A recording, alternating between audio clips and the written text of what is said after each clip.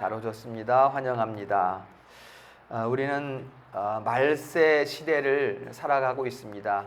예수님께서 초림하시고 이제 승천하셔서 다시 오실 날을 기다리는 시대, 이 시대가 바로 말세의 시대입니다.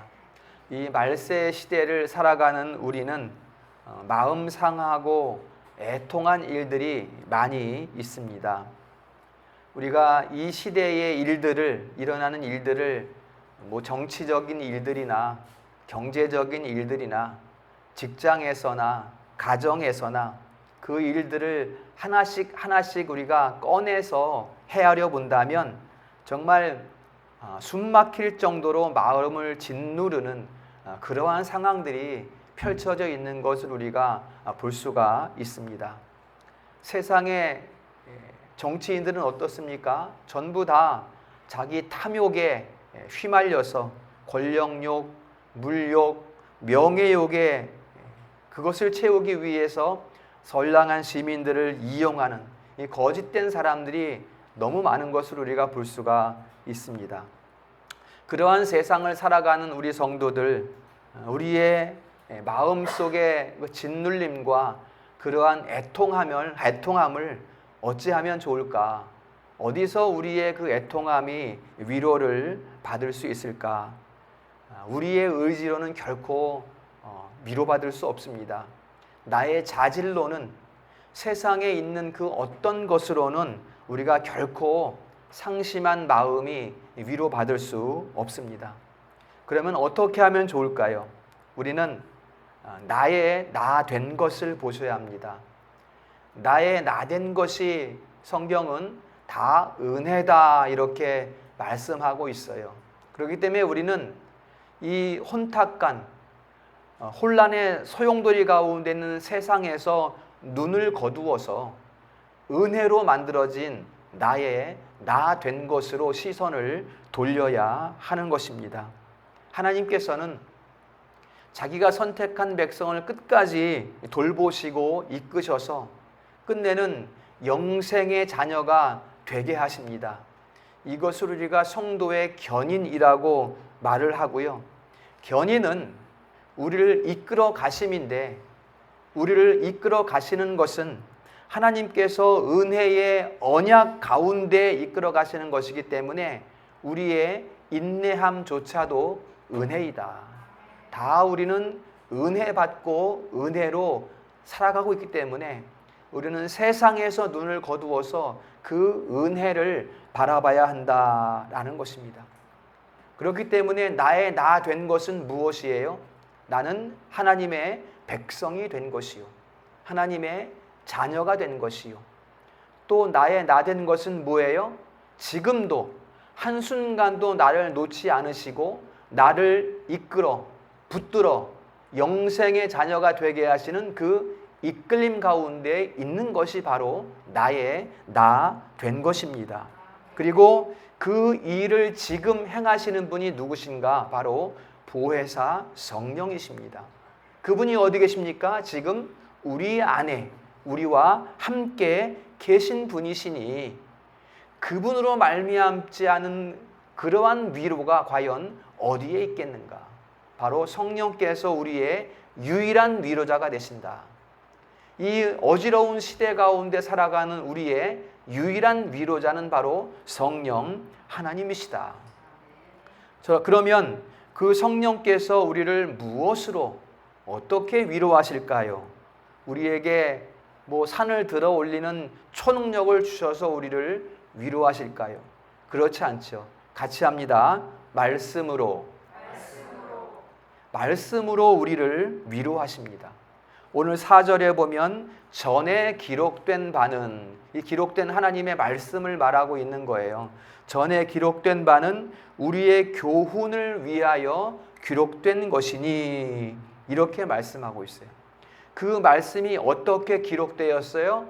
디모데후서 3장 16절에 하나님의 감동으로 된 것으로 이렇게 말씀하고 있습니다. 지금 우리 안에 계신 성령께서 감동하셔서 기록하신 말씀이라는 거예요. 그 말씀으로 우리를 위로하신다. 교훈하고 책망하고 바르게 하고 의로 교육한다. 이렇게 디모데후서 3장 16절에 말씀하고 있습니다. 교훈은 우리에게 진리를 알려주는 것이요, 책망은 그 진리가 우리 가슴에 새겨지게 하는 것이요, 바르게 함은 그 진리의 말씀을 따라 살아가게 하시는 것이요, 의로 교육함은 무엇이에요? 바로 우리를 이끄시는 그 실체가 바로 예수 그리스도, 그분께서 다 이루신 그 의라는 것을 우리에게 알게 하시는 것이요, 바로 성령께서 그 말씀을 기록하셔서 그 말씀으로 우리를 위로하고 계시다라는 것을 성경은 우리에게 알려주고 있습니다. 따라서 우리는 이 혼탁하고 답답한 세상에서 무엇으로 위로를 얻는가? 말씀의 교훈과 책망과 바르게 함과 의로 교육함을 따라서 우리가 위로를 얻을 수 있습니다. 그것이 지금 우리 손에 들려있는 성경의 말씀인 것입니다. 성경이 우리를 어떻게 위로하고 있을까요? 자, 우리 오늘 이사야 40장 1절 말씀에 보면 뭐라고 하는가 하면 너희는 위로하라, 내 백성을 위로하라. 이렇게 이사야 40장에서 40장을 시작하면서 말씀하고 있어요. 이사야는 총 66장으로 되어 있고요. 1장부터 39장은 구약에 해당하고요. 40장부터 66장까지는 신약에 해당합니다. 그 신약을 시작하는 40장 그 첫 절이 뭐예요? 하나님의 위로로 시작되고 있다는 것입니다. 곧 신약 시대가, 새 시대가 하나님의 위로로 시작되고 있다. 그 위로가 어디서부터 오는가? 이사야 40장 8절에 보면 하나님의 말씀은 영원히 서리라. 푸른 마르고 꽃은 시드나 하나님의 말씀은 영원히 서리라. 곧 영원한 하나님의 말씀으로부터 우리에게 위로가 온다는 것을 이야기하고요.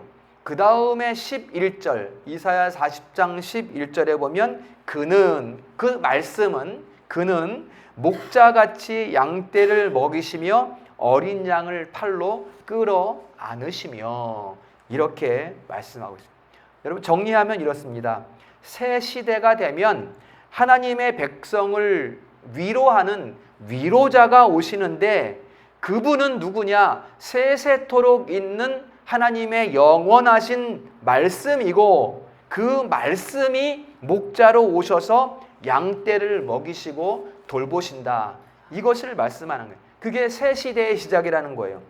그분이 바로 요한복음 1장에서 말씀하신 태초에 계신, 태초부터 계신 말씀이고, 육신이 된 말씀이고, 빛으로 오신 말씀이고, 그 빛이 세상에 비추었으나 사람들이 알지 못하더라. 그 빛으로 오신 말씀을 우리에게 이야기하고 있는 거예요. 곧 우리 주 예수 그리스도께서 목자로 오셔서 사람들을, 자기 백성들을 위로하신다는 것이죠.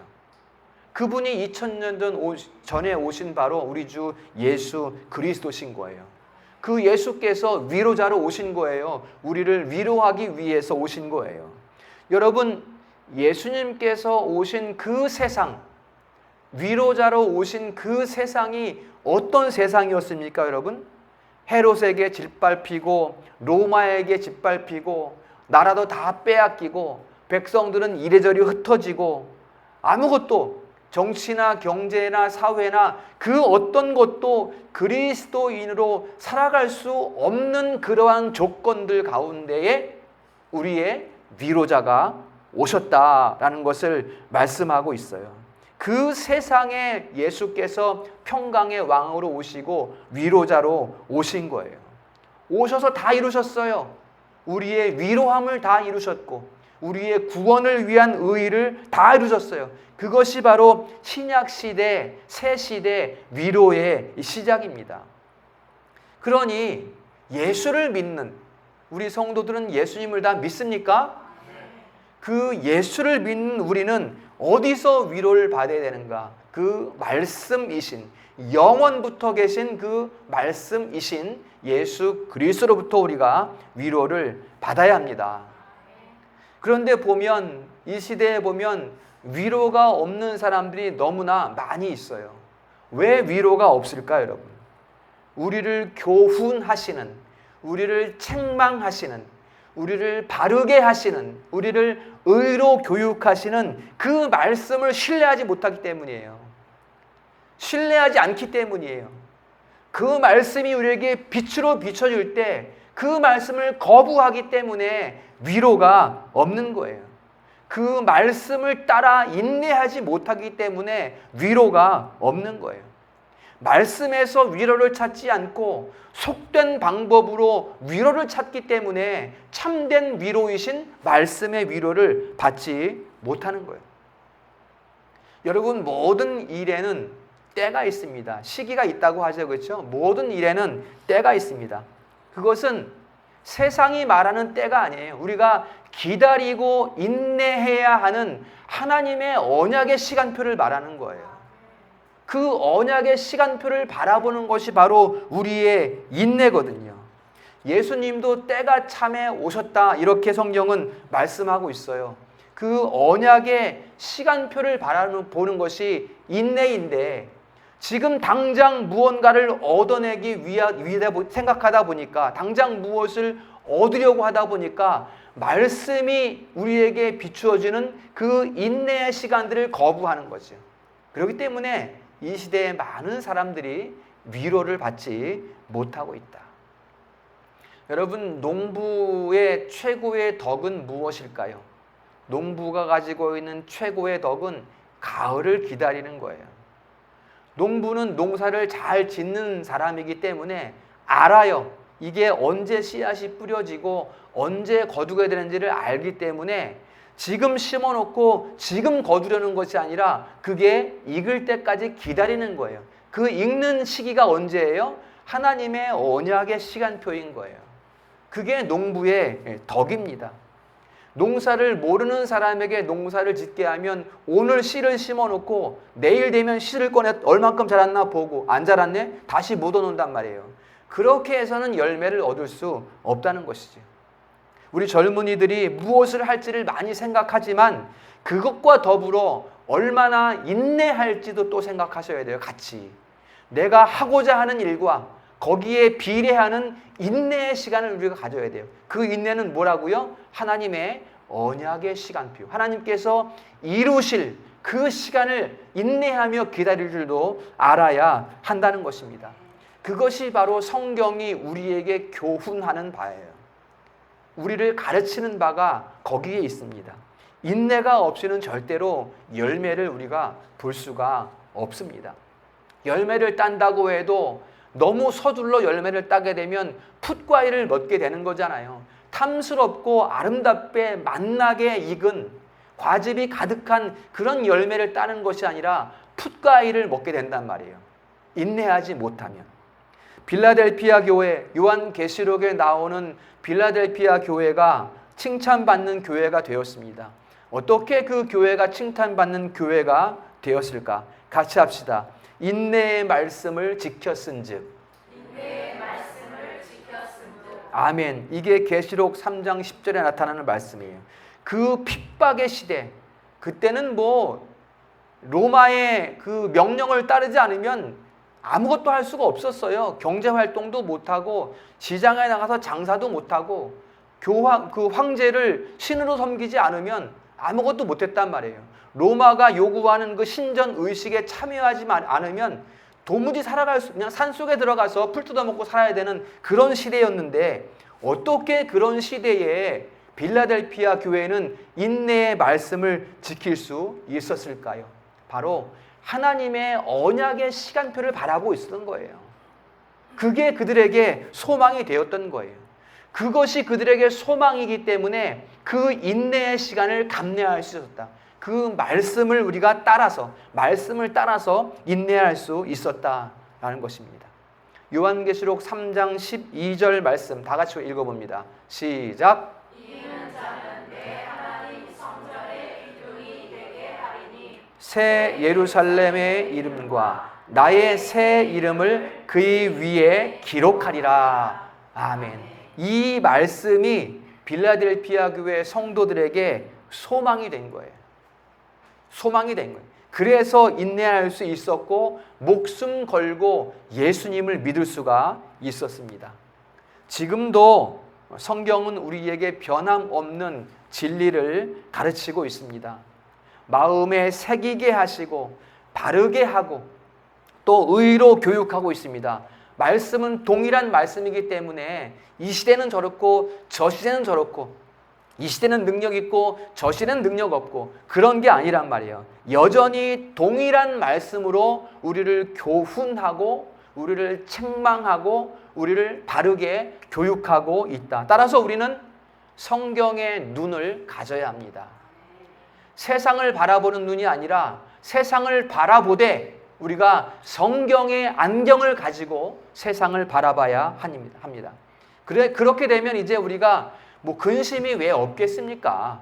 살아가는데 이 지상을 살아가는데 어찌 염려가 없겠습니까? 그러나 우리가 성경의 안경을 가지고 세상을 바라보면 그 근심조차도 하나님의 뜻대로 하는 근심이다.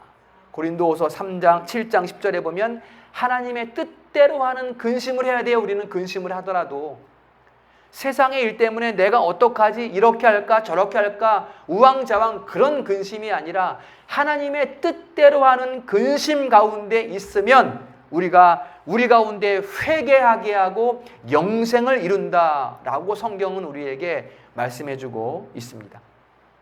여러분, 성경의 교훈이 아니면, 성경의 책망이 아니면, 성경의 바르게 함이 아니면 우리는 분별하는 것도 온전치 않아요. 우리가 이것은 이것이다, 저것은 저것이다라고 판단하는 것이 온전하지 않다고요. 성경을 통하지 않고서는, 말씀을 통하지 않고서는 모든 것이 분별되지 않아요. 악한 것을 도리어 선하다고 한다고요. 내가 살아보니까 이게 선한 거야. 나중에 성경을 통해서 보면 그것은 악이란 말이에요. 그렇게 우리는 분별력이 없어요. 성경을 통해서 바라보지 않으면. 혹 분별한다고 해도 선을 행할 능력조차 우리에겐 없습니다. 우리가 인생을 살아가고 있지만 살아가면 살아갈수록 무엇이 보입니까? 연약함만 보여요, 우리 가운데. 살아갈수록 무능만 보여요, 우리 가운데. 정말 아무것도 할 수 없는 존재구나. 하나님의 능력이 아니면, 하나님이 돌보시지 않으면 나는 아무것도 할 수 없는 존재구나. 이게 바른 지식 아니겠습니까? 내가 하나님을 믿어보니까 다 할 수 있겠어. 나한테 능력이 생겼어. 이거는 빵점짜리 지식이고, 참된 지식은 뭐예요? 나는 아무것도 아니구나. 하루하루가 더할수록 내가 의지할 분이 여호와 하나님밖에 없구나. 그게 참된 지식 아니겠습니까? 우리가 그러한 존재라는 거예요. 그것을 알려주는 것이 바로 하나님의 말씀이다. 그러한 연약함과 무능함 가운데 진리의 말씀이 우리를 인내하게 하시고, 그 진리의 말씀이 우리를 위로하시고, 그 진리의 말씀이 우리에게 소망을 가지게 하신다라는 것입니다. 여러분, 진리의 말씀은, 여러분, 우리의 소망이 어디에 있습니까? 우리의 소망이 이 땅에 있는 것이 전부라면 그게 어찌 소망이겠습니까? 말씀이 우리에게 주시는 소망은 이생과 내세를 연결하는 그러한 소망이에요. 그러니까 진짜 소망이지, 이게. 참 소망이죠. 세상에 무엇을 주머니를 채우는 이런 소망이 아니라 영혼이 구원받는 영생의 소망, 그것이 우리의 참된 소망이라는 것입니다. 그것을 하나님의 말씀이 성령의 조명 가운데 성령께서 역사하셔서 우리에게 알게 하신다. 그것이 우리의 참된 위로가 되는 것입니다. 그러므로 사랑하는 성도 여러분, 태초로부터 계신 진리의 말씀, 이 땅에 오신 위로자 되신 말씀, 예수 그리스도에게서 위로를 받으시기를 축복합니다. 이 세상의 것은 결코 우리에게 위로가 되지 못합니다. 사람의 말은 결코 우리에게 위로가 될 수가 없습니다. 그리스도에게서 위로를 찾으시기를 축복합니다. 그리고 그 위로를 찾으셨으면 예수 그리스도에게서 그 위로를 찾으셨으면 이제는 위로자가 되십시오. 너희는 위로하라, 내 백성을 위로하라. 이렇게 말씀하고 있잖아요. 위로자가 되셔야 합니다. 부부간에도 위로자가 되시고, 자녀들에게도 위로자가 되시고, 또 부모님에게도 위로자가 되시고. 여러분, 우리 자녀들, 우리 아이들이 얼마나 위로가 없는 시대를 살아가고 있습니까? 새벽부터 밤늦게까지 공부에 쫓기고 하루 종일 위로 한마디 받지 못하고 살아가고 있단 말이에요. 정말 우리 자녀들에게 위로가 필요한 세상입니다. 판단은 받아요. 평가는 받아요. 우리 자녀들이 맨날 판단받고 평가받는 게 우리 자녀들의 생활 아닙니까? 물론 우리 성도들도 마찬가지고요. 뭐 직장에서 관계 가운데서 맨날 너는 어때? 너는 어때? 판단받고 평가받지 않습니까? 교회는 어때야 될까? 교회는 결코 판단하는 것과 평가하는 것을 금해야 합니다. 교회는 판단하고 평가하면 안 돼요. 교회는 위로하고 인내의 말씀으로 소망을 바라보는 것이 교회 공동체의 모습인 거예요. 세상에서 위로받지 못하니 하나님의 말씀으로 교회 가운데에서 위로하고 또 소망을 갖게 하는 것이 바로 교회의 모습이 되어야 하는 것입니다. 그래서 오늘 5절 말씀에 예수님을 본받아 이렇게 말씀하고 있어요. 우리가 예수님을 본받아야 돼요. 예수님을 본받아 우리 가운데 위로의 심령이 있기를 축복합니다. 얼굴도 여러분 따뜻한 위로의 미소를 가지셔야 돼요. 저는 몇 년 전에 카드를 물고 미소 짓는 연습도 했었어요. 저는 실제로. 여러분도 위로의 미소를 가지셔야 돼요. 위로의 미소를. 평안한 위로를 줄 수 있어야잖아요. 우리가 교회이기 때문에, 교회된 공동체이기 때문에 소망이 없는 자들에게, 위로가 없는 자들에게 위로의 미소를 줄 수 있어야 합니다. 우리의 미소는 뭐예요? 바로 어디서부터 나오는 미소예요? 하나님께서 예수 그리스도 안에서 위로하신 그 말씀 가운데 나온 위로의 미소잖아요. 그러니까 그 미소가 비춰지면 그 미소를 바라보는 그 사람들도 우리에게서 저들은 어디서부터 받은 위로일까? 저들은 어떻게 저렇게 평안할까? 그게 복음 전파 아니고 무엇이겠습니까? 이것이 우리 성도들의 삶이 될 수 있기를 축복합니다. 위로의 성령이 우리 안에 계시기 때문에 우리는 위로할 수 있어요. 위로자가 될 수 있다고요. 내 이성의 판단으로 하면 다툼과 시기만 있지만 내 안에 계신 성령의 그 인도하심을 따라가면 우리는 위로자가 된다는 거예요. 왜냐하면 그분이 위로자로 우리 안에 계시기 때문에, 그분이 우리 안에 역사하면 우리는 위로자가 될 수 있는 거예요. 이것이 우리 성도들의 모습이 될 수 있기를 축복합니다. 예수님을 본받아서 위로자가 되어야 합니다. 그래서 가정에서, 교회에서, 직장에서, 관계 가운데에서 위로하고 소망을 주는 우리 성도들 될 수 있기를 축복합니다. 위로는 예수 그리스도께서 우리와 함께 하심이에요. 반복되는 말씀이지만 우리 안에 계신 그분으로 말미암아 우리가 위로를 받는 것이에요. 그분이 나와 함께 먹고 마시고, 그분이 나와 함께 주무시고, 그것이 우리의 위로입니다. 그것이 어떻게 가능해요? 그분이 내 안에 계시니까 가능한 거죠. 이것이 우리의 믿음이에요. 예수께서 승천하시고 내가 너희에게 또 다른 보혜사, 원보혜사 예수 그리스도께서 승천하셔서 또 다른 보혜사를 너희에게 보내주시리니 그분이 위로자, 보혜사, 성령이시고 그리스도의 영이시고 성령 하나님의 영이시고 그분이 지금 우리 가운데 계신 거 아니겠습니까? 이것이 우리의 믿음이고 우리의 고백이고 그것이 우리의 실체입니다. 실제적인 우리의 모습이라는 것을 성경은 우리에게 가르쳐주고 있습니다. 그리하여 이제 5절 말씀 다 같이 읽어볼까요? 5절 시작. 위로의 하나님이 너희로 그리스도 예수를 본받아 서로 뜻이 같게 하여 주사. 아멘. 이 뜻이 같은 거예요. 뜻이 이제는. 왜냐하면 한 성령이기 때문에, 한 성령, 나에게 계신 성령, 저 사람에게 있는 성령, 사모님에게 있는 성령, 집사님에게 있는 성령, 권사님에게 있는 성령, 다른 성령이 아니란 말이에요. 한 성령이기 때문에 한 성령 안에서 이제는 서로 뜻이 같게 하여 주사 함께 예수 그리스도를 닮아가게 하시고 예수 그리스도 안에서 우리가 하나 되게 하시고 우리가 한 위로자의 그 성령의 위로하심을 따라 위로자가 되게 하시고 이게 이제 오늘 우리에게 주신 하나님의 말씀입니다. 주님이 내 안에 계시고 지금 나와 동행하고 계십니다. 여러분 이걸 생각하면 즐겁지 않습니까? 뭔가 세상에 큰 억눌림이 있어도 지금 그분이 내 안에 계시고 나와 함께 동행하신다는 것을 생각하면 염려와 근심 가운데에서도 이게 우리가 기억할 수 있으면 이게 우리의 소망이 아니고 무엇이 우리의 소망이겠는가? 그러한 마음들이 이제 한 마음들이 같은 뜻을 가진 마음들이 모여서 6절 말씀 다 같이 읽습니다. 시작. 한 마음과 한 입으로 하나님 곧 우리 주 예수 그리스도의 아버지께 영광을 돌리게 하려 하노라. 아멘.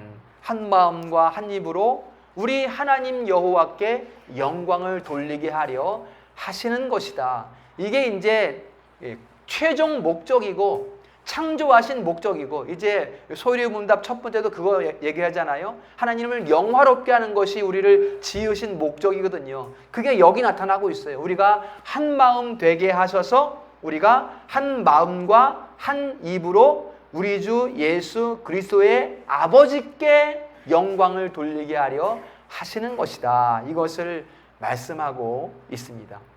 그러므로 하나님께 영광을 돌리기 위해서는 우리가 하는 것이 아니라 하나님께서 우리 안에서 친히 행하셔야 합니다.